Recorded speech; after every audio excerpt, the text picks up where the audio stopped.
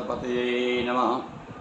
गणपति गुरु गौरी गिरा गोस्वामी गिरिजेश सहित शारदा नर्मदा वाये हृदय प्रदेश। बंदो हनुमत लखन संग रिपुहन भरत सुजान। सिया राम जी को नमन गाऊँ मानस गान। सियावर रामचंद्र की जय। हाँ मानस प्रेमी सज्जनों, अभी हम एक वीडियो बना रहे थे काय था वेद पर ऋग्वेद की ऋचाएँ सुना रहे थे। और अब चलिए आ जाइए रामचरितमानस, जो भी हमारा, हम तो इसे 5वां 6वां वेद कहते हैं। ये भी, इसमें भी 107 सब ग्रंथ को रस है। तो इसके पाठ करने से वेद पाठ भी हो जाता है, शास्त्रों का भी पाठ हो जाता है। तो कितने बड़े भाग्यवान हैं हम, तो गोस्वामी जी ने हमारे लिए कितना सहज और सरल कर दिया है।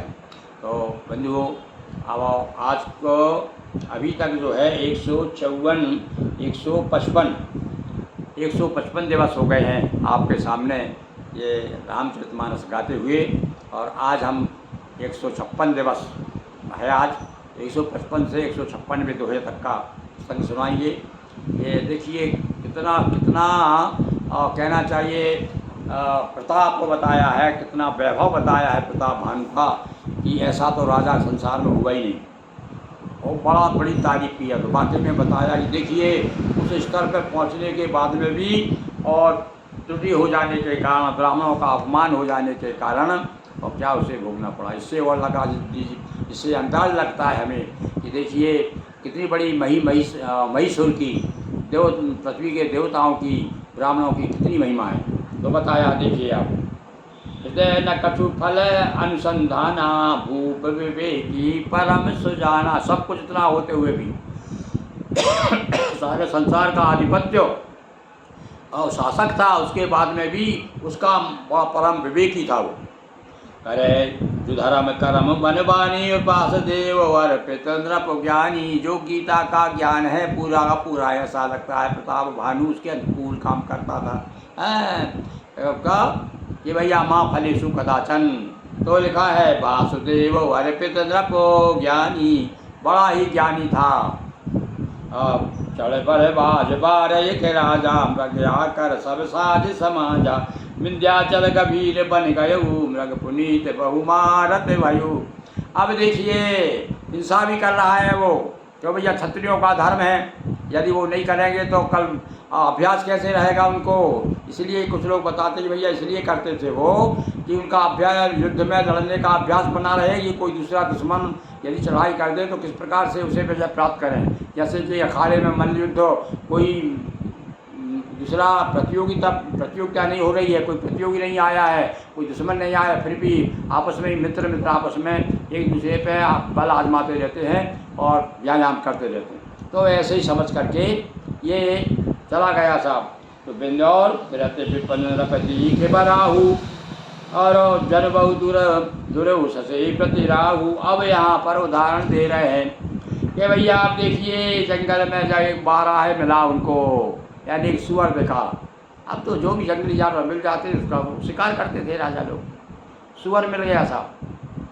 अब सुअर मिल गया तो उदाहरण दे रहे हैं कि जैसे सुअर क्या था, जैसे कि ये तो चंद्रमा को इस प्रकार से राहु ग्रस्त लेता है ना, चंद्रमा कितना बड़ा देवता है, पर राहु पकड़ लेता समय आने पर। ऐसे ही समझ लीजिए इसे राजा को, राजा रूपी चंद्रमा को ये 12 रूपी अब राहु ग्रसने वाला है। बड़ विदु नहीं समाते मुख माही, मन क्रोध बसे वो गलत नाही। और ऐसा लग रहा है कि चंद्रमा बड़ा है जो मुख में ही समा रहा है, और पर उसे उगलना भी नहीं चाहते। कीन कराल दसन छवि गाई, तन विशाल पी बरया दिखाई। और उसकी महिमा बताई भैया। हाँ तो नकली था वो तो है, तो कैसा था वो है। ये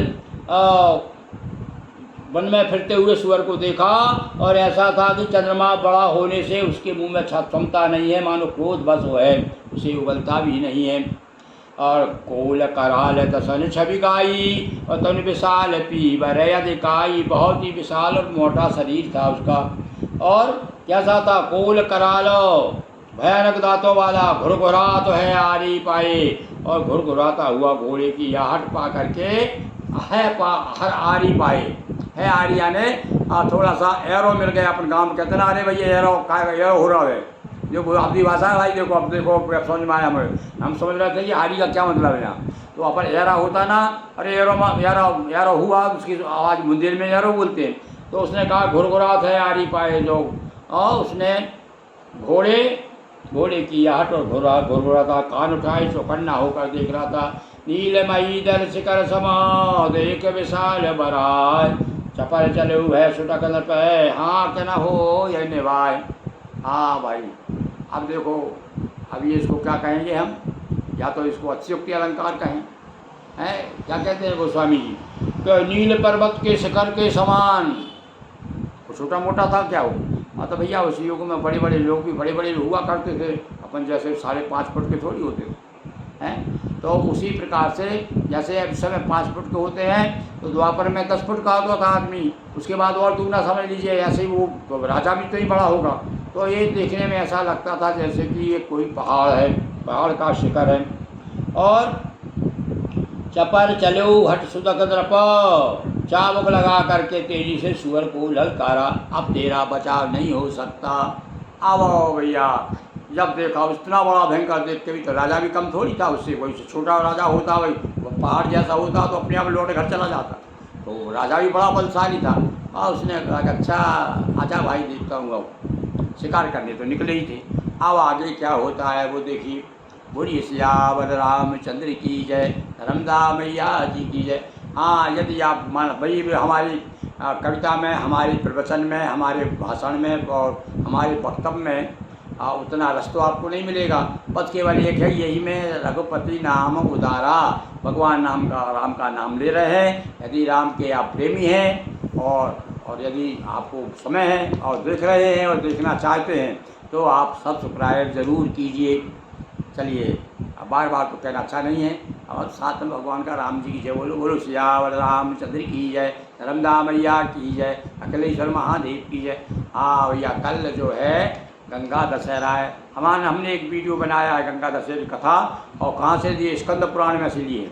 वो कथा जरूर सुनिएगा आप। कौन सी कथा है? गंगा जी की कथा। गंगा दशहरे पर कैसा गंगा जी का प्रादुर्भाव हुआ वो हमने यहाँ बताया है। ज़रूर आप देखें और अपनी प्रतिक्रिया उस पर भी दीजिए। बहुत बहुत धन्यवाद।